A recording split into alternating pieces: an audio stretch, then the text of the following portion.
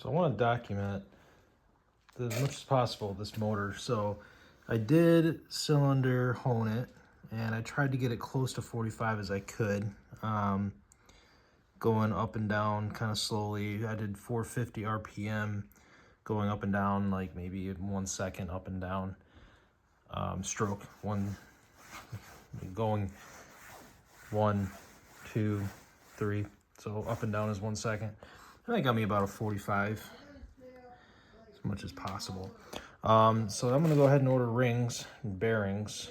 I measured the connecting rod. This here, so this is in spec. So I'll go ahead and order bearings and crankshaft bearings. I think I'm gonna polish the crankshaft. There's a place down close by that does it, so why not? I don't think it's bad. Just clean it up a little bit. Probably check those, make sure those are in spec too. It's easy enough. That's not bad. That's just surface oils and stuff. It's pretty smooth. I have these scratches. Don't even touch my finger now.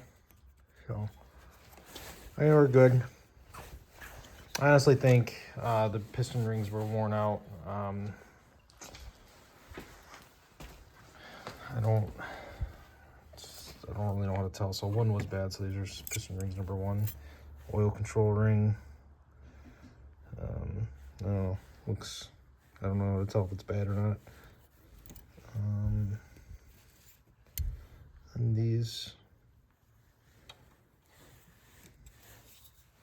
Oh, they're definitely a lot of carbon on those. That could do it.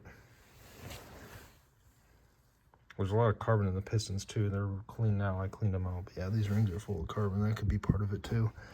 That. And then piston number 3 rings were bad too. I suspect. Oil control ring. Again, don't really know how to tell if it's bad or not. I don't think this is really the root cause. I think the rings, oh yeah, a lot of carbon on them. That could be it. So anyway, new rings.